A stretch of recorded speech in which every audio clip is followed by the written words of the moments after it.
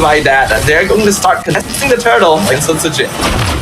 Oh, coming in straight with the Spirit of Alpha, pushing in straight. Airborne comes through. Darren trying to push it straight away to King Kong, but doesn't manage to get the kill he's needed. Edo getting a lot of damage, but the turtle has already been picked up and pushing in right now. Is trying to push in, but RQ Hoshi doesn't get the target that they needed. Fnatic Onic, they're gonna actually get away already. They already got what they needed, but damage comes through from Sutsujin. Double kill taking down Kirk as well as the side of Brusco. Now that's what is needed. Comparison, RQ will scale way better, and they're gonna play for that timing.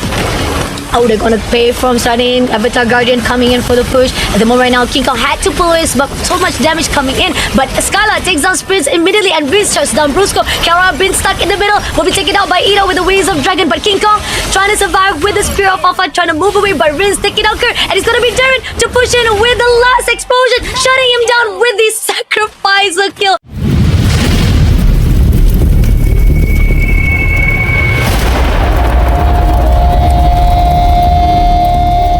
Really good response is just how they're gonna be able to control all the aggression that will be put out by Fnatic Onic Philippines for the time being on the early mid. That's the crucial point right now, because we are going to see the fight between Skylar as well as the fact that definitely King Kong will try to mess things around. The invasion, are they going to deny it? Will RQ Hoshi be able to control it wise? And will the help of Edith as well as Gato Kacha on the line, it will boost up even the momentum of Fnatic Onic. But so far right now on drafting wise, I gotta say both side has a really good potential. This even up for a while for the respawn wise. The question is, coming into the mid game, who are gonna be able to stand out? But this is it, guys. This is the first series, the big series of our 2-0 bracket between Indonesia versus Philippines. It is going to be RRQ Hoshi versus Fnatic Onic. This is going to be a game to keep an eye on, ladies and gentlemen. As we know, the global series right around the corner. So establishing dominance here in the Snapdragon stage is going to set up that momentum you need for the rest of the year. And I think the drafts that we have here exactly suit the styles that Indonesia and Philippines are known for, with this side of Indonesia wanting to go for a little bit more of that early game and maybe set things up, while Fnatic Onic, we know that they want to be able to take control of that mid game and just slowly tighten the grip around their opponents. Agree, definitely. All right, so far so smooth. A great cover coming in. I mean, we do see invasion coming in between Sutsujin as well as Kyler. Kyler gonna be in the pick right now. Oh, almost close enough to be tagged out, but with a dash, he still managed to survive it out. And we do see at least Brusco is on the light side. Whatever it is, he'll be able to be backed up. But that was a really too close to tell whether or not RQ Hoshi was able to be taken down our one kill rub. But nevertheless, he'll still be able to hold the ground, and he had to back away to recall himself. Sutsujin, it's expected that he's going to be putting a little bit more attention towards the gold lane here, but in the mid lane, Briscoe taking quite a lot of damage himself. Oh, coming in, and now we do see the first fight coming in by Kurt, taking down Darren first. The attempts coming in from Darren try to shut down Fnatic Onic is not gonna be able to do so now. Edok and Vince gonna wait it out for Sutsujin to be actually hold it out. But this turtle is already in the hands of Kiko, and now they're going pushing in for the script itself. Kiko takes down Edok immediately with the Spirit of Alpha. Now pushing straight away to the side of the one and only Sutsujin, but doesn't manage to put it. But that was already a good win with one kill on the side, as well as the turtle to be taken into Fnatic Onic. It is very much expected that Fnatic Onic should control the early game with an Alpha, Edith, and Todd Kacha. It's a lot easier for them to take control of objectives, and they just have generally more damage compared to RRQ Hoshi. For RRQ, they gotta hold the early game and focus on giving as much farm to Rins and Skylar as possible, with the Claude being the more obvious. That's why you're going to see a little bit more ganking towards the gold lane to make sure that Claude wins out against the Harif, because usually Harif is the winner here in this 1v1 lane matchup. Oh, that's totally agree. And here on out, we do see a 1v1 matchup coming in from Kurt as well as Diren. Airborne comes through. Now Kurt's trying to do it damage as much as he could, but I mean, you're talking about fighting off with Diren. I mean, a lot of the mobility-wise, survival and sustainability coming in from him. It's not going to be easy. Attempts coming in from the side of Kurt himself, but he's still not giving up. But he's got to be careful. Along the side of RRQ, it's going to be Susujin is just overlooking, and it seems that King Kong gets the input as well, and they will deny it as well. Now Rince moving away as quickly as possible before being tagged out. At least a reposition is a good in favor coming in from Arakyoshi, but they really gotta hold off for a while because the aggression being put out by Fnatic Onic at the moment right now, it's really scary. Yeah, I feel a little bit bad for Tyrant because when you are on a Hilda, you're usually the one causing havoc and pressure on the map. But because Onic just has so much early game damage and they're dealing with an alpha jungle, the Hilda cannot actually invade to try and disrupt King Kong. He just has to try and win out a lane priority, which is already kind of difficult against an Edith, so that they can roam and actually stop Onic from being overly aggressive on other parts of the map. Unfortunately, Onic not really being stopped by that. They're going to start contesting the turtle in Sunsujin. Oh, coming in straight with the Spirit of Alpha, pushing in straight. Airborne comes through. Diren trying to push in straight away to King Kong, but doesn't manage to get the kill he's needed. He's not getting a lot of damage, but the turtle has already been picked up and pushing in right now. Is trying to push in, but RRQ Hoshi doesn't get the target that they needed. Fnatic Onic, they're gonna actually get away already. They already got what they needed, but damage comes through from Susujin. Double kill taking down Kirk as well as the side of Brusco. Now that's what is needed coming in for the side of RRQ, but at the same time, this is gonna be tough for the side of Team Fnatic Onic, as at least RRQ Hoshi gets the trade that they needed. That is exactly what RRQ Hoshi is looking for, and actually a massive win, because up until now I have been mentioning that Fnatic Onic should be stronger at this stage of the game. They just have more presence and damage overall, but extended the team fight a little bit too far, and RRQ beautifully managed their resources and positioning, playing around the healing being provided by the Revitalize so that they could prolong the fight and then re-enter once Onic had overextended in the mid lane. Because of that, Sutsujin now has a little bit of an EXP lead against King Kong, and RQ has even upped the net worth difference. As long as they keep the gold even and Skylar does not die, this game is going in their favor. Agree, definitely. And a little bit stronger coming in from the side of Diren. This is where no matter how much you try to put out a potential to fight out with Kurt, it's still not enough. And going into the side of Susujin, I agree on the note that now he's actually in a very good advantage. Hopefully RRQ Hoshi can be potentially cover and control the movement that they are required right now to move into the mid game. And so far right now, we do see that Team Fnatic Onic is gonna actually try to team up right at the top, gonna actually try to give a lot of pressure to Skylar as well as Ido, but it will be denied instantly. Team RRQ Hoshi, really good grounding, really good coverage right now for both teams. It's really tie up for both of the teams right now. Yeah, like we mentioned, gold lane going to get a lot of attention because if Onic can unlock Kelra and have him start gaining gold from assists, it accelerates their snowball so much further while stopping Skylar. But RQ not letting that happen. Oh, they're not letting it happen as well. They're contesting for the turtle as well. Diren coming in for the push of Brusco. Susujin takes down and gets the turtle instead. But at the moment right now, they will be trying to go in for the scrimmage. Not done yet. Going in for the push to the side of Rinz. Rinz had to pull away with Susujin having so much damage to put out. They had to reposition, but it's a good move. Skylar almost been tagged out. Now Diren coming in for the backline. Dead matter to take down. This is Zaman first coming through, and Rin takes down Kilra immediately. Now pushing on straight. Diren doesn't have much damage, and they had to pull away. A really good win, but Super Frizz comes along with the trade, and King Kong shuts down Susujin immediately with what cost they have. Even though getting the turtle is a 2 trades coming in from the side of Fnatic Onic, but Diren, he seems like Kurt trying to get as much as kill as possible. He wants to go in for the push, but still, it was a good cause. They still managed to push away without any casualty, but the trade is still the same for Fnatic Onic as well as Philippine. Yeah, that trade initially looked incredible for RQ Hoshi. Again, beautifully managing their positioning, but this time it was them who prolonged the fight a little bit too far and underestimated the DPS.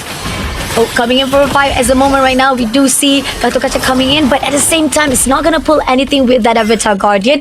Team Fnatic Onic will be able to pull away for those fight. Even despite the fact that RQ Hoshi was not been pulled in. But at the same time, RQ Hoshi, great position, great respawn wise. So far, they know how to actually have a really good space between Fnatic Onic, and that's what is needed. Even on the ground wise, they did manage to actually trade off between the two turrets from the top as well as mid lane. Here on out, Team RQ Hoshi, at least on the cover ground of the map, is still in their hands. Even though Onic was able to get some good kills in that previous fight, remember the win condition we mentioned. As long as RQ Hoshi keeps the gold somewhat even until the late game, they are actually in the lead. And the gold difference right now, very, very small. Only about 1,000 in favor of Fnatic Onic Philippines. In comparison, RQ will scale way better, and they're gonna play for that timing. Oh, they're gonna pay from starting. Avatar Guardian coming in for the push. At the moment right now, King Kong had to pull his, but so much damage coming in. But Skylar takes down Sprints immediately, and Vince shuts down Brusco. Kara been stuck in the middle, will be taken out by Ito with the Waves of Dragon. But King Kong trying to survive with the Spear of Alpha, trying to move away, but Vince taking out Kerr, and he's gonna be Darren to push in with the last explosion, shutting him down with the sacrificer kill. But that's needed already from the side of RQ, just to take down, getting the team wiped out. Desirable in RQ Hoshi hands. Fnatic Onic went for a slightly over-aggressive position around the Lord Pit. At this stage of the game, it's understandable. They still have control, they still have damage, but RRQ, I've been seeing their micro movements, and it has been very, very impressive the way that they're dodging Avatar the Guardian every single time, making use of iframes, and Edok as well, finding Super Prince in the backline and kicking him into the Blazing Duet, thereby funneling the entirety of Fnatic Onic into a small area where Skylar can do the most damage. He also now has the most gold in the game. RQ, with a 2k net worth lead now at 10 minutes, are very poised to take this game if Onic are not able to find an equalizer. Now let's see. They're gonna go in straight to the bottom side. Doesn't spot anyone. It seems that Edot trying to find a way to actually go into the backline first of all, but at the same time will be denied by Super Friends, not allowing any extension coming in from the ROQ Hoshi. Lords is marching in. King Kong right at the front side. It seems that Darren will be at the backline. Doesn't spot anyone just yet, but they don't know who they want to go in. Vince overlooking straight, try to pull away, but Skylar takes down the turret immediately. But they deny it. They're actually having a little bit of hesitant, try to pull into the Fnatic Onic, and this is the reason why Fnatic Onic having a really good defense wise so far. And Team Arakeoshi, they couldn't find the opening they needed, so at least on the side of Fnatic Onic, they still be able to neutralize all the lords and the wave that coming their way. But they're not able to neutralize the gold advantage. RQ is now controlling the entirety of the map, and they have successfully taken every exterior tower from the side of Fnatic Onic, leaving only the inhibitors behind. While Onic is pretty strong as a 5-man death ball, RQ Hoshi's lineup is designed quite well to be able to split up the map and even play for pickoffs. So they're going to continue doing so and see if they can bait out individual members of Fnatic Onic. And if they're able to continue doing that, it's going to be quite difficult for our Filipino champions. Let's see. King Kong trying to find a way to break to RRQ. So far, Brusco just waiting for the right time. The fact that RRQ, I like the positioning wise, they're denying every Avatar Guardian been put out by Brusco. And that's the reason why it's not in the favor of Fnatic Onic every time they go into team fights. So that's the motion where we're seeing RRQ Hoshi positioning wise is very important for their keys. Now, Kara trying to actually bait out ROQ, trying to actually pull them in. And the best part about it is that Team ROQ, they don't need to worry about anything. They're literally prioritizing on the lane side. As long as they allow those waves come in and keep giving pressure to Fnatic Onic, it's still gonna be in their favor. It's a very interesting picture to see here because we typically expect PH teams to always be superior in terms of macro. But because of the draft matchup for this game in particular, RQ Hoshi are taking care of that incredibly well, since all of their heroes are either durable on their own or have built-in escape mechanisms so that they are able to split push waves without needing to worry too much about getting ganked. Not to mention that Kirk is the only really reliable form of CC that Fnatic Onic has. He has to find Skylar, and that is after baiting out a Purify. Otherwise, RQ Hoshi just has so many ways of controlling team fights.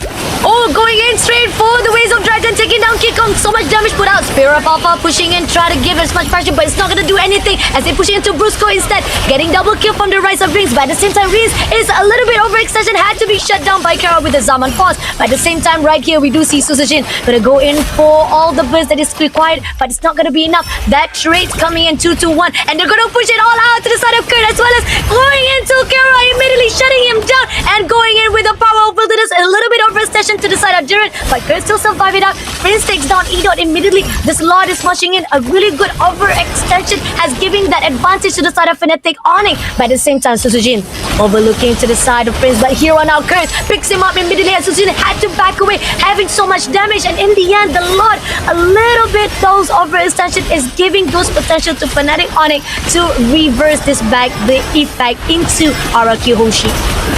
I really like the decision that was made by RQ to just rush in and try to take out the remaining members so that they could end the game with the Lord. Unfortunately, they went a little bit too far, and Kirk was luckily able to survive with a tiny bit of HP, because if the Eda had gone down, RQ would have definitely ended the game right there and then.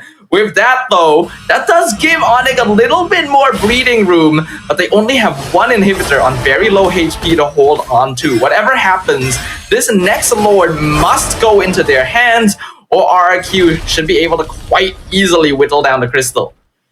Right, 81 seconds to go for the Lord. Is either they will try to actually push those team fights, or will they actually try to go in for the team fights along that Lord lane? But here on out, E-Dog is just trying to overlook. He will try to find a way to actually pick it up. Rings, a little bit overextension will be denied by Super Friends, and not only that, they're pushing in straight away, giving a lot of damage. They're gonna actually push on for that last turret immediately, but not gonna be doing a lot of favor, but just need one more push, will be denied instantly by Fnatic. Just one more hit could have actually got that turret, but in the end, Fnatic still giving a lot of pressure, not allowing RQ Hoshi to even come in.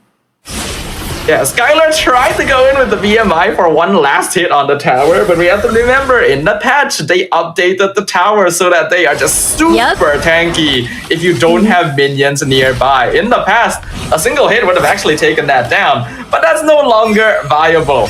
Regardless though, I think RQ are in a very, very comfortable position. Right now, Skylar going to be doing a lot of damage, and because there isn't enough ways for Fnatic Onic to force out his Purify, he can actually position himself very aggressively without needing to be worried about being CC chained. He has 0 deaths so far, and the Lord is coming up. Fnatic Onic need this, or they need to at least slow it down. With only one tower standing, if RQ pushes in with this and a Claude, the game is basically over. It is coming in right now. We do see King Kong trying to push into Jiren, but at the same time, a little bit overextension coming to Edo with the Waves of Dragon. Didn't pick up anyone, but Skylar will be able to take down Kurt first of all, and getting double kill to the side of Brusco. Susujin take down Killer immediately, and King Kong, the overextension that was done by the side of Fnatic Onic, will be punished from RQ Hoshi, and unfortunately, they will go in straight into the grounds of this side. Despite the fact Jiren had to be sacrificed, but it's already a done deal for the side of Team RQ Hoshi. They will be able to get this first game in the hands of Indonesia. An unexpected result, but one that we already considered as a possibility. Both of these teams are very powerful contenders, and this is just